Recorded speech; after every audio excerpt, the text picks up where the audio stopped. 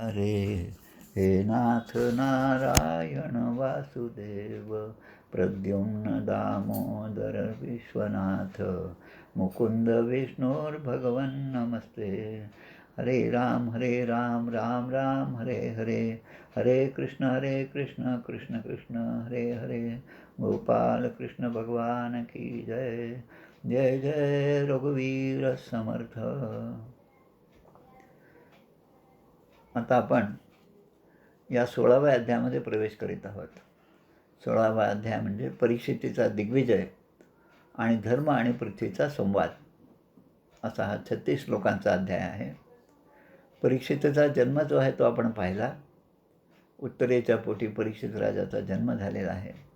गर्भामध्ये असतानाच उत्तरेने जेव्हा भगवान श्रीकृष्ण द्वारकेला निघालेले होते त्यामध्ये रथावर बसून ते निघाले तेवढ्यात ती पळत आली आणि पळत येणाऱ्या त्या उत्तरेला पाहून भगवंताने रथ थांबवला, खाली उतरले आणि तिची व्यथा ती जाणून घेतली. माझ्या गर्भामध्ये जो शिशु आहे त्यावर कोणीतरी प्रयोग केलेला आहे ब्रह्मास्त्राचा आणि तो आता जळेल की काय अशी परिस्थिती झाली आणि म्हणून माझं तुम्ही रक्षण करा असं उत्तरेने मागणी केल्याबरोबर त्या ठिकाणी भगवंत पुन्हा त्या ठिकाणी राहिले, हस्तिनापुरात राहिले काही दिवस. आणि मग कुंतीचं पण आपण पाहिलं. कुंती मातेने केलेली स्तुती आणि उत्तरेने केलेली स्तुती आपण पाहिले. आणि त्यानंतर या परीक्षित राजाचा जन्म झाला. जन्म झाल्याबरोबर अनेक शुभशकुन झाले. ब्राह्मणाने येऊन त्यांची कुंडली पाहिली आणि भविष्य सांगितलं आणि त्या भविष्यामध्ये जसं जसं सांगितलं त्याप्रमाणे परीक्षित राजा सर्व गुणाने संपन्न असा असल्यामुळे पांडवांनी स्वर्गारोहणापूर्वी या परीक्षितीला ते आपलं राज्य सगळं दिलेलं आहे आणि परीक्षित राजा त्यानंतर हस्तिनापुरामध्ये राज्य करू लागला. विराट राजाची कन्या असणारी ही उत्तरा आणि उत्तरेचा एक भाऊ जो आहे त्याचं नाव उत्तर. आपण खरोखर भाग्यवान आहोत की महाभारतासारखा टी व्हीवरचं सिरियल आपल्याला एकदा नाही दोनदा पाहायला मिळालं आणि त्यामुळे हे सगळे प्रसंग आपल्या डोळ्यासमोर उभे राहतात. अजूनही कोणाला विस्मरण झालं असेल तर पुन्हा पुन्हा या गोष्टी पाहाव्यात. त्याचं कारण भगवंताच्या लीला ज्या आहेत त्या सिरियलमध्ये खूप चांगल्या प्रकारे दाखवलेल्या आहेत. अनेक प्रसंगातून भगवंताबद्दलचं प्रेम आपल्या मनामध्ये निर्माण होतं. या उत्तर हा जो भाऊ आहे, उत्तरेचा भाऊ उत्तर, त्याची मुलगी इरावती, या इरावतीचा विवाह परीक्षित राजाशी झाला, म्हणजे मामाची मुलगी. स उत्तरस्य तनयाम उपयित इरावतीं जन्मेजयादींश्चतुरस तस्यान उत्पादयत सुतान. म्हणजे इरावतीचा परीक्षित राजाशी विवाह झाला. त्यांना पुढे जन्मेजय आदी 4 पुत्र झाले असं या ठिकाणी या 16व्या अध्यायाच्या सुरुवातीला सांगितलेलं आहे. या परीक्षित राजाने गंगेच्या काठी 3 अश्वमेध केले, अश्वमेध यज्ञ केले आणि प्रत्येक वेळेस प्रत्यक्ष देवता त्या ठिकाणी प्रगट होऊन आपला भाग ग्रहण देवतांनी केलेला आहे. आपणही आज यज्ञ पाहतो. अनेक यज्ञांच्या तिथे आपण यज्ञाचं दर्शन घेतो. तिथे आपण पाहतो की यज्ञामध्ये अनेक प्रकारच्या आहुती टाकल्या जातात. तेल असेल, तूप असेल किंवा काही धान्य असेल, फुलं आहेत, पुष्प आहेत, ते सगळं त्या ठिकाणी समर्पण केलं जातं. पण आपल्या पाण्यामध्ये आपल्या पुण्याने त्या ठिकाणी देवता येऊन ते ग्रहण करत आहेत. हा प्रसंग आपल्याला पाहायला मिळत नाही. पण या ठिकाणी 3 अश्वमेध यज्ञ परीक्षितीने केले आणि त्या प्रत्येक वेळेस प्रत्यक्ष देवताने प्रगट होऊन आपापला भाग जो आहे, हवी भाग जो आहे तो ग्रहण केलेला आहे. निजग्राहो जसा वीर कलिम दिग्विजय क्वचित नृपलिंगधरम शूद्रम नंतम गोमिथुनम पदा. याचा अर्थ परीक्षित राजाने या अश्वमेध यज्ञाच्या वेळेस, आपल्याला माहिती आहे अश्वमेध रामायणामध्ये सुद्धा आपण अश्वमेध यज्ञ पाहिला. तो घोडा आणि त्यामधून प्रजा आणि जे जे राज्य त्याच्याशी युद्ध करतील त्यांना जिंकणं आणि त्यांना आपलंसं करून घेणं आणि आपल्या साम्राज्याचा विस्तार करणं. आणि कोणी जर प्रतिकार केला नाही तर ते राजा येऊन आपल्या या मुख्य राजाला, अश्वमेध यज्ञ करणाऱ्या राजाला धन दौलत संपत्ती त्याच्या चरणी अर्पण करतात. हे सगळं आपण पाहिलेलं आहे. परीक्षितांनी पाहिलं की ह्या सगळ्या भ्रमणामध्ये ज्या ज्या ठिकाणी परीक्षित राजा गेलेला आहे त्या ठिकाणी अनेक गोष्टी त्यांना चांगल्या प्रकारे ऐकायला मिळाल्या होत्या. काय की जे जे राजे येऊन त्यांना परीक्षित राजांना आपले धनदौलत ते त्यांना समर्पण करीत होते ते सांगत होते की भगवान श्रीकृष्णाच्या कथा लीला ज्या आहेत त्या सांगत होते. पांडवांचं शौर्य, पांडवांनी कसं राज्य वाढवलं, पांडवांचे कसे वनवासामध्ये सुद्धा कशा प्रकारचं जीवन व्यतीत झालं, या सगळ्या कथा ज्या आहेत त्या अनेक राजांकडून परीक्षित राजाला ऐकायला मिळाल्या होत्या. आणि त्या प्रत्येक वेळेस परीक्षितीच्या मनामध्ये आपल्या पूर्वजाबद्दलचं प्रेम उचंबळून येत होतं. ज्यांनी ज्यांनी अशा प्रकारच्या कथा त्यांना सांगितल्या तर परीक्षित राजाने त्या सगळ्यांचा सत्कार केला. त्यांना अनेक प्रकारचे वस्त्र अलंकार देऊन सत्कार केलेला आहे. आणि मग पुढे एके ठिकाणी परीक्षित राजाचा मुक्काम होता. त्या ठिकाणी त्यांनी पाहिलं की एक शूद्र व्यक्ती राजाचा वेश घेतलेला आहे आणि राजाचा वेश घेऊन गाय आणि बैल यांना आपल्या पायाने म्हणजे लातांनी मारत आहे असं त्याने पाहिलं. आता हा जो प्रसंग आहे त्यामध्ये एक श्लोक महत्त्वाचा आहे, तो आपण पाहूया अगोदर. पादाभ्याम न स्पृशेद अग्निम गुरुम ब्राह्मणैवच नैव गावम कुमारींच वृद्ध न शिशून तथा. पादाभ्याम म्हणजे पायाने न स्पर्शेद अग्नीला स्पर्श करू नये, गुरूंना स्पर्श करू नये, ब्राह्मणास स्पर्श करू नये, नैव गावम म्हणजे गायीलासुद्धा कधी पायाने स्पर्श करू नये, लात मारू नये, कुमारी अविवाहित लहान मुली ज्या आहेत त्यांनासुद्धा असा स्पर्श करू नये, जे वृद्ध आहेत त्यांनासुद्धा आपण आदराने वागवलं पाहिजे, त्यांनाही स्पर्श करू नये, आणि शिशून तथा लहान मुलांना म्हणजे अग्नी, गुरु, ब्राह्मण, गाय, कुमारी कन्या, वृद्ध, लहान मुले यांना पायाने स्पर्श करू नये, कारण ते सर्व आदरणीय आहेत. आणि या श्लोकाच्या विरुद्ध असं वर्तन या ठिकाणी या शूद्राने केलं होतं. तो त्या बैलाला आणि गाईला लाताने मारत होता. खरं म्हणजे भगवान श्रीकृष्ण अथवा त्यांच्या चरणकमलांच्या मधुर रसाचे पान करणाऱ्या भक्तांशी या घटनेचा संबंध असेल तर मला सांगा, असं त्या ठिकाणी शौनकादी ऋषीने प्रश्न विचारला की ज्यात आमचे आयुष्य फुकट जात आहे अशा गोष्टी मात्र व्यर्थ बोलून काय उपयोग. तेव्हा ते सांगतात की कमी आयुष्य आणि अल्प समजूत, दोन्ही गोष्टी, आयुष्य कमी आणि अल्प समजूत, भगवंताबद्दलची समजूत, भगवंताबद्दलचा विश्वास अल्प असणाऱ्या अशा अवस्थेत संसारातील अभागी जी माणसं आहेत त्या अभागी माणसांचं सुद्धा आयुष्य तरुण जाईल यासाठी कोणता उपाय आहे तर हा श्रीमद भागवताच्या कथा आहेत. सुतजी पुढे सांगतात की या कुरुजांगल नावाच्या देशामध्ये असताना सैन्याने सुरक्षित अशा कलियुगाचा प्रवेश झाला आहे हे परीक्षित राजाच्या लक्षात आलं. त्याबरोबर या कलीला शासन करण्यासाठी परीक्षित राजा श्याम वर्णाचे घोडे, सिंहध्वज असलेले रथ अशावर आरूढ होऊन दिग्विजयासाठी बाहेर पडलेला आहे. चतुरंग सेनासुद्धा बरोबर आहे. भद्राश्व, केतुमाल, भारत, उत्तर कुरु, किमपुरुष अशा अनेक त्या काळच्या देशांमधून हे सगळं भ्रमण होत होतं. आणि ते होत असताना पाहिलं की आत्मानंच परित्राम अश्वत्थाम्नो अस्त्र तेजसः स्नेहंच वृष्णी पार्थानाम तेषां भक्तींच केशव. परीक्षितीला सगळं पूर्व सगळं आठवण व्हायला लागले की ब्रह्मास्त्रापासून माझं कसं कृष्णाने रक्षण केलं, यादव आणि पांडवांचं किती प्रेम होते, पांडवांची कृष्णभक्ती कशी होती, हे सगळं त्या परीक्षित राजाला आठवत गेलं. आणि त्यामध्ये त्या राजाच्या शिबिरापासून जवळच असणारी ही घटना घडली. आश्चर्यकारक अशी घटना होती जिथे तो शूद्र राजाच्या वेशामध्ये बैलाचं आणि त्या गाईला मारत होता. त्या ठिकाणी परीक्षित राजा जाऊन पोचले. आता या ठिकाणी जो संवाद आहे तो संवाद धर्म आणि पृथ्वीचा संवाद आहे.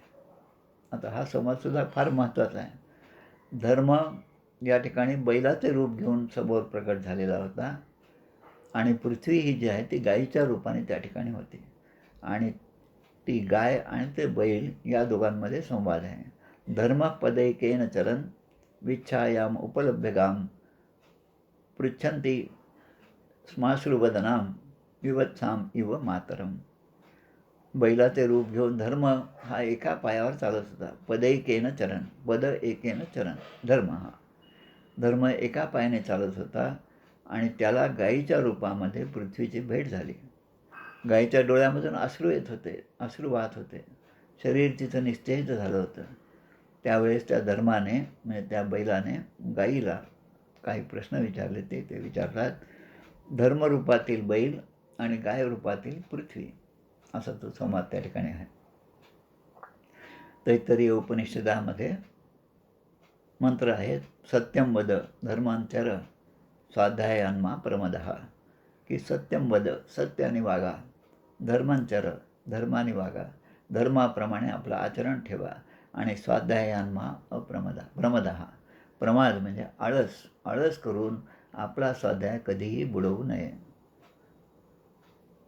काहीच नाही झालं तरी जेवढं होईल तेवढं आपल्याकडून धर्माचं आचरण झालंच पाहिजे. धर्माच्या आचरणावरच आजकाल 2-4 दिवसापासून सगळं आपल्याकडे या सगळ्या माध्यमातून उहापोह होत आहे. संभाजी भिडे यांचं ते वक्तव्य, त्याला आपला धर्मश्रेष्ठ असे मानणारे जे आहेत ते त्याला विरोध करत आहेत. आणि आपल्या धर्माने वागणं हे धर्मंचर सत्यम वद हे आपल्या उपनिषदाने आपल्याला सांगितलेलं आहे. या ठिकाणी त्या गाईला प्रश्न विचारतो बैल, की गाय तू सुखरूप आहेस ना, तुझं मुख असं म्लान का झालं, तू असं निस्तेज का झालीस, तुझ्या मनात काही गोष्टी सलत आहेत असं मला जाणवत आहे, किंवा तुझे कोणीतरी अत्यंत जवळचे असे नातेवाईक दूर देशी गेले आहेत का, आणि त्यांची तुला चिंता आहे का, असे अनेक प्रश्न त्या गाईला विचारलेले आहेत. आता ते धर्म जो आहे बैल रूपातला होता, तो सांगतो की माझे 3 पाय तुटलेले आहेत, त्याला एकच पाय होता. आता हे 4 पाय कोणते धर्माचे, ते म्हणजे तप, शौच आणि दया, आणि चौथा म्हणजे सत्य. 3 पाय गेलेले आहेत, म्हणजे तप आता राहिलेले नाही कलीचा प्रादुर्भाव झाल्यामुळे, शौच म्हणजे पावित्र्य राहिलेले नाही, आणि कोणाबद्दलची दया जे आहे, दया माया हे शब्दच राहिलेले नाहीत. त्यामुळे या सगळ्या गोष्टींचा लोप झाला. म्हणजे 3 पाय त्या बैलाचे गेलेले आहेत, आणि एका पायावरच तो कसं तरी चालत आहे. तो पाय म्हणजे सत्य. या कलियुगामध्ये सत्यम वद धर्मांतर हे फार महत्त्वाचं आहे. आणि सत्यमेव जयते हे आपल्या भारताचं एक वाक्य आहे. मुंडकोपनिषदामध्ये हे वाक्य येतं. म्हणून तू काळजी करत आहेस का, असं विचारलं. आरक्षमाणा स्त्रिय उर्वी बालान शौचस्तयो पुरुषा दैवी वार्तान वाचम देवीं ब्रह्मकुले कुकर्मण्य ब्रह्मणे राजकुले कुलाग्रयान. हे पृथ्वी, राक्षसासारख्या माणसांकडून अरक्षित म्हणजे असुरक्षित अशा स्त्रिया, गायी, पीडित बालके आहेत म्हणून तुला शौक होत आहे का. पहा आताच्या परिस्थिती अशीच आहे. आपण जे पाहतो, रोज वाचतो, टी व्हीवर पाहतो, वर्तमानपत्रात वाचतो, त्यामध्ये परिस्थिती असे राक्षसी प्रवृत्तीचे माणसं जास्त झाले, आणि त्यामुळे स्त्रिया, गायी, पीडित बालके यांना असुरक्षितता निर्माण झाली आहे. म्हणून तू अशी दुःखी झाली आहेस का. निषिद्ध कर्म करणाऱ्या ब्राह्मणांच्या हाती विद्या पडली आहे. जे ब्राह्मण आहेत, ज्यांना इतर 3ही वर्णाचा म्हणजे नेतृत्व करायचं असतं, त्या ब्राह्मणांच्या ठिकाणी किती गुण पाहिजेत ते दिलेले आहेत. ज्ञानेश्वरीमध्ये, भगवद्गीतेमध्ये याचं खूप छान वर्णन ज्ञानेश्वर महाराजांनी ज्ञानेश्वरीमध्ये खूप छान केलेलं आहे. जे शूद्र आहेत त्यांच्यासाठी एकच गुण दिलेला आहे, त्यांनी फक्त सेवा करायची. म्हणजे एका सेवेतून त्यांना जे प्राप्त होतं ते ब्राह्मणांना 36 प्रकारच्या गोष्टींमधून प्राप्त होतं. म्हणजे त्यांना 36 प्रकारची बंधनं पाळावी लागतात धर्माने वागण्यामध्ये. आणि म्हणून ब्राह्मणांवर जास्त जबाबदारी आहे. पण ते जर ब्राह्मण निषिद्ध कर्म करत असतील, जे आपल्या धर्माने सांगितलं नाही ते जर कर्म करत असतील, आणि धर्माने सांगितलेल्या कर्माकडे डोळेझाक करत असतील, तर हे सगळं कलियुगाचंच लक्षण आहे. म्हणून ब्राह्मणद्रोही असे राजा आहेत, आणि त्यांची सेवा करण्यामध्ये ब्राह्मण गुंतले आहेत. समर्थांच्या काळामध्ये हीच परिस्थिती होती. सारंगपूरच्या मारुतीची कथा, निजामाबाद म्हणजे इंदूरबदनची कथा, ती आपण लक्षात घेतली की आपल्या लक्षात येईल की त्या ठिकाणी त्या यवनाने ब्राह्मणांना सांगितलं की आता पाऊस पडला पाहिजे, तुम्ही एवढे सगळे मंत्र वगैरे म्हणता, तर पाऊस पडत नाही तोपर्यंत या तलावामध्ये तुम्ही तुमचं जप करत बसा. म्हणून त्यानं ते तलावात उतरवलेलं आहे, आणि ते बिचारे ब्राह्मण त्या यवनाच्या सांगण्याप्रमाणे जप अनुष्ठान करत आहेत. म्हणजे निषिद्ध कर्म करणाऱ्या ब्राह्मणांच्या हाती विद्या पडली आहे, आणि ब्राह्मणद्रोही राजे जे आहेत त्यांची सेवा करण्यामध्ये ब्राह्मण गुंतले आहेत, अशी परिस्थिती आहे. म्हणून या ठिकाणी तो बैल म्हणजे धर्म विचारतो की म्हणून तू दुःखी झाली आहेस का? किंवा राजे जे आहेत ते कलियुगी प्रवृत्तीचे झालेले आहेत. आता काल परवाचं जे कुंकवावरून निघालं, अनेक ठिकाणी आपण पाहतो की कपाळावर कुंकू नसलेले स्त्रिया काय, माणसं पण तसेच आहेत. देश उजाड केले जात आहेत या गोष्टीमुळे. खाणे-पिणे आणि स्त्री सहवास यातच सगळे रममाण झालेले आहेत. नियमांचं पालन नाही, सकाळी उठणं नाही, गायत्री जप नाही, रामनामाचं जप नाही, आणि तरी आम्ही रामदासी, अशी अवस्था आज कलियुगामध्ये प्राप्त झाली आहे. स्वैराचार वाढलेला आहे. म्हणून तू दुःखी आहेस काय? भगवंतानी अनेक लीला केल्या आणि त्या भगवंतानी तुझा भार जो आहे तो कमी केला, इथपर्यंत चांगलं झालं, पण तो भगवंतच तुला सोडून गेला आहे, म्हणून तू अशी दुःखी झाली आहेस का? असं म्हणून त्या धर्माने त्या गाईला विचारलेलं आहे, म्हणजे त्या पृथ्वीला विचारलेलं आहे. आता धर्म जे आहे, धर्म कशाने धार येते, ती धर्म जे आपण ग्रहण करतो, जे आपण ज्याप्रमाणे आचरण करतो त्याला धर्म म्हणतात. आता धर्म कशामध्ये आहे असा प्रश्न विचारला तर या ठिकाणी जवळपास 5 श्लोक श्रीमद भागवतामध्ये लिहिलेले आहेत. त्यांचे फक्त नावच मी वाचून दाखवतो, प्रत्येकाचं विवेचन करणं शक्य नाही.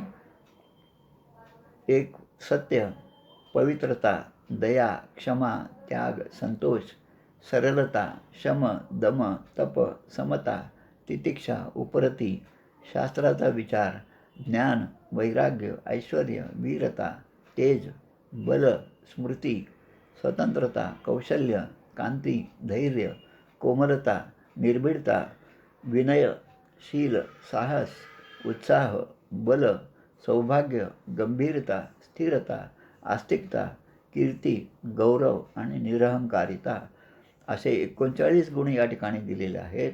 ती पृथ्वी माता म्हणते की धर्माने वागलं तर या 39 गुणांनी संपन्न असे पुरुष या ठिकाणी असायला पाहिजेत, पण तसे नाहीत, म्हणून मला दुःख होत आहे. आत्मानं च अनुशोचामी भवन्तं चामरोत्तमं देवान पितरं सर्वान वर्णांस्तथा श्रमान. म्हणजे ती पृथ्वी, त्या गाईच्या रूपामध्ये असणारी पृथ्वी म्हणते की मला शोक होत आहे तो स्वतःसाठी होत आहे, कारण अशी ह्या 39 गुणांनी युक्त असणारी माणसं आता नाही राहिली. निषिद्ध कर्म करण्यामध्ये ब्राह्मण गुंतलेले आहेत, आणि कलियुगीचे राजा जे आहेत ते राजे कलियुगीचे नुसतेच राजे आहेत, पण प्रजेचं काही त्यांना हित पाहायची आवश्यकता वाटत नाही. त्यामुळे अनेक देश उजाड होत आहेत. म्हणून मला तर वाईट वाटतंच. आत्मानं च अनुशोचामी भवन्तं च अमरोत्तम म्हणजे देव, की माझ्यासाठी, या देवतांसाठी, देवता, त्यानंतर पितर, देवान पितरं, ऋषीन, देवता, पितर, ऋषी, साधू आणि सर्व वर्णाश्रमाच्या मनुष्यांसाठी मला दुःख होत आहे, असं त्या गाईने त्या ठिकाणी सांगितलं. तयोरेव कथयतो पृथ्वी धर्मयोस्तदा परीक्षिन्नाम राजर्षी प्रातः प्राचीन सरस्वती. धर्म आणि पृथ्वी यांचा या प्रकारे आपसात संवाद चालू असताना राजर्षी परीक्षित राजा त्या ठिकाणी येऊन पोचलेले आहेत, आणि परीक्षितीने हा सगळा संवाद ऐकला. आणि त्यानंतर पूर्ववाहिनी सरस्वतीच्या नदीच्या तटावर परीक्षित राजा येऊन पोचलेला आहे. याप्रमाणे हा 16वा अध्याय जो आहे, प्रथम स्कंदातील 16वा अध्याय या ठिकाणी पूर्ण होत आहे. इति श्रीमद्भागवते महापुराणे पारमहंस्यां संहितायां प्रथमस्कंदे पृथ्वीधर्मसंवादो नाम षोडशोऽध्याय संपूर्ण. आता पुढचे जे 3 अध्याय या स्कंदामधले आहेत त्यामध्ये महाराज परीक्षित राजाकडून कलियुगाचे दमन, राजा परीक्षितीला शृंगी ऋषीचा शाप आणि परीक्षितीचे अनुशन व्रत आणि शुकदेवांचे आगमन, या प्रकारे हा पहिला स्कंद पूर्ण होणार आहे. त्यामुळे आपण आज या ठिकाणी थांबूया. आपल्या नेहमीच्या पद्धतीप्रमाणे आरती म्हणूया, म्हणजे आजचा भाग आपण या ठिकाणी पूर्ण करूया. जय जय रघुवीर समर्थ. 1 मिनटं.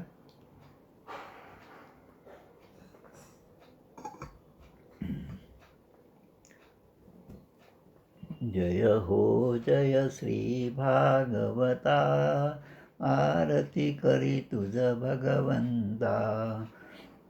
श्री शुक मुनीने परम भक्तीने नाना परीने गायले जा हरिचरिता, आरती करी तुझ भगवंता. वेद तरुचे मधुर फळ, स्वादुरसे जे सोज्वळ. आत्मा राम मुनी अचल, सेवुनी करीती जन सफल. महापर्वणी आली अवनी, की अगहरिणी भवजल तरणी. ती पतिता आरती करी तुझ भगवंता. येथे व्यासांची वाणी, सार्थक हरिगुण गावोनी. शास्त्र पुराणी मुकुटमणी, परम प्रेमामृत जननी. सहज सेविता भाविक भक्ता, उदारदाता मोक्ष तत्वता देहाता. आरती करी तुझ भगवंता. गमते जणू मानस तीर्थ, द्वादश सोपाने युक्त. निर्मल भक्ती जले भरित, विहरे हरिहंसची तेथ. श्लोक सुकुमले संत अलिकुले, सेवुनी रमले भान विसरले रस पिता. आरती करी तुझ भगवंता. अपार महिमा ग्रंथाचा, वदवे ना कोणासाचा. मेवा कविवर संतांचा, प्राणची कीर्तनकारांचा. जणू बोधाचा स्वयंप्रभेचा, द्वादश कलीचा रवी अंतरिचा तमहरता. आरती करी तुझ भगवंता. ग्रंथ नव्हे हा श्रीकृष्ण, गीते वेधी मन पूर्ण. अनन्य होता या शरण, खचित टळे जन्म मरण. त्रिताप जाती चिरये शांती, नाथ ही वदती रामपदी ठेवी माथा. आरती करी तुझ भगवंता. जय हो जय श्री भागवता, आरती करी तुझ भगवंता. गोपाल कृष्ण भगवान की जय. जय जय रघुवीर समर्थ.